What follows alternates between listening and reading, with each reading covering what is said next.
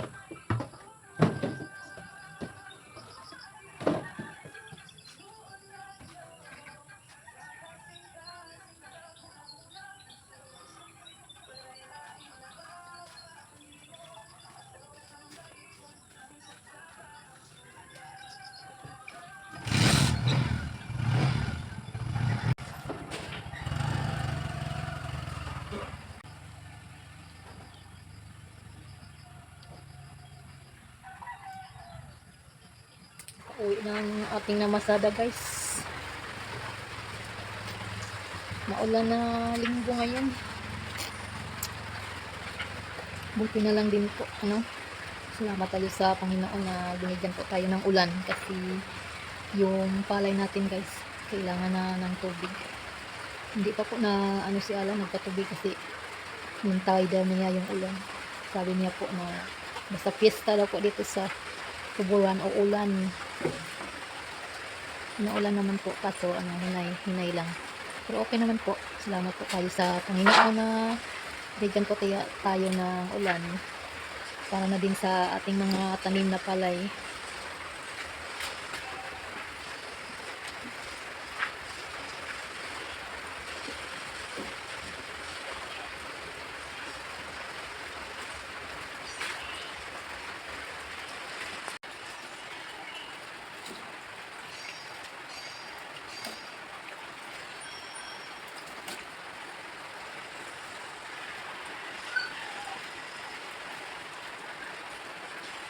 Dahil hinay lang po si Alan sa tinda ng tubig.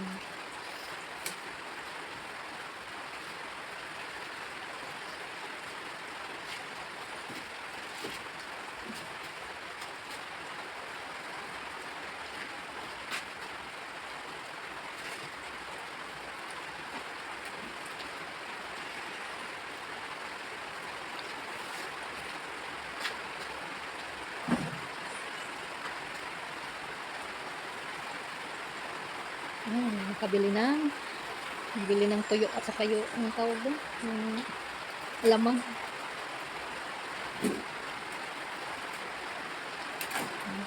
Tapos na po. Guys, magluto tayo ng guys? Hipon. Bagoong alamang guys. Bagoong alamang pala guys. Yung tawag sa amin guys, hipon maliit. Bagoong alamang pala. Haluan po niya ng talong. Bagoong na lang po at saka tuyo yung binili natin guys. Hindi yun guys, ganahan siyang tawag bagoong. Meron pa naman kami konting isda dito. Masarap ito guys kung bagoong at saka tuyo. Sa guys, probinsya, mahilig tayo sa mga tuyo at bagoong. Dito lang muna siya alam nagluto guys. Nagmamadali na. Guys, unang oras guys. Gutom na daw, naggutom na po ito.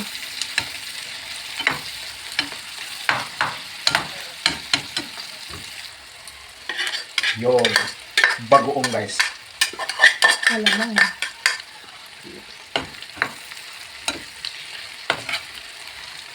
Luto na lang daw kamatis, then matangan ang kuwan, kamay. Ang ubang kanya nagpwede i-start sa bag, then start ba? Yan na siya tamis na parat.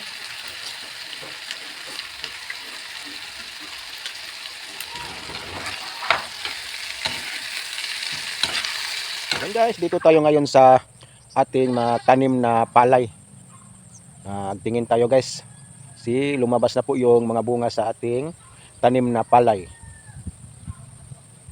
Tingnan natin guys kung mayroon na ba ang tubig kasi umuulan kagabi hanggang ngayon guys. Mayroon pang mga ulan. Ito na guys, oh, yung ating mga tanim. Lumabas na po yung lahat na bunga.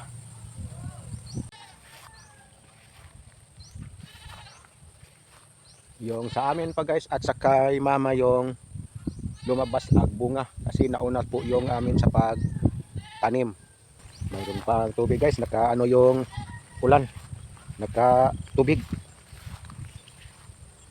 Nakapag water farm na tayo sa ating taniman ng palay guys. Yung nakaraang araw walang ulan, malakas yung init, kaya naka water farm tayo. Doon lang tayo kuha ng tubig sa ating maliit na dam, kaya naubos yung tubig sa ating dam para lang makalabas yung bunga sa tanim nating palay.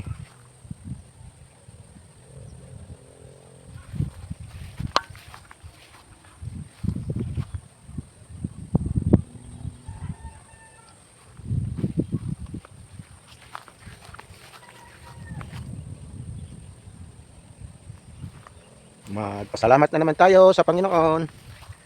Yung ating tanim, na naman tayo, harvest na naman tayo sa ating mga tanim na palay.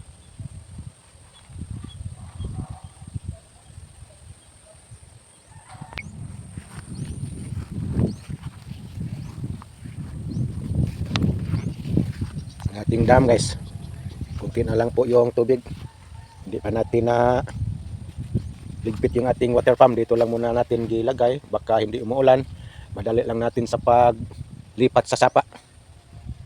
Kaya hindi na talaga tayo makapag water farm ulit guys kasi yung bunga sa ating mga tanim lumabas na. Again, thank you Lord sa blessings na naman at sa ating mga taong tumutulong sa amin. Maraming salamat sa lahat-lahat na pong sumusuporta sa amin. Thank you so much po. At lalo na sa aming mabait at generous na sponsor at sa buong pamilya niya po. Maraming salamat sa walang sawang tulong niyang binigay niya sa aming lahat dito.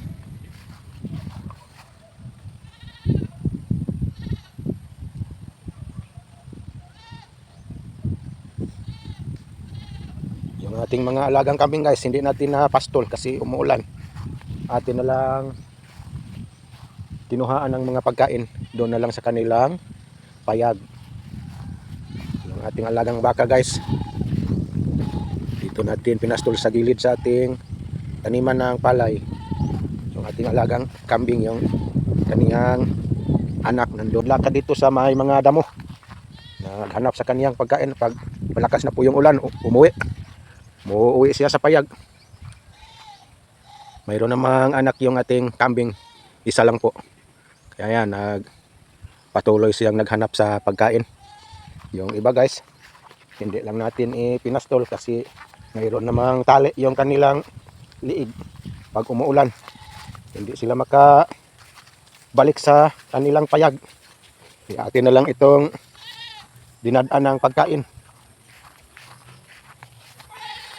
Doon lang natin sa kanilang, malapit sa kanilang payag para pag malakas yung ulan, makasilong.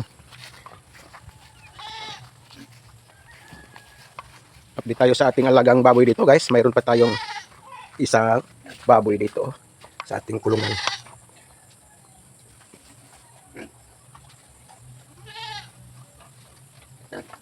Yung iba wala pang guys, wala pang biik.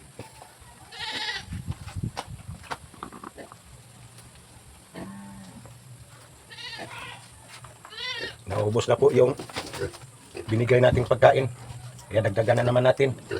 Ang iba nandun. Ating mga alagang baboy guys, nandito. Doon lang natin sila inilagay sa mga puno ng kahoy para pag mainit mayroon silang kasilungan. Kasi yung dalawa guys, buntis na po yon.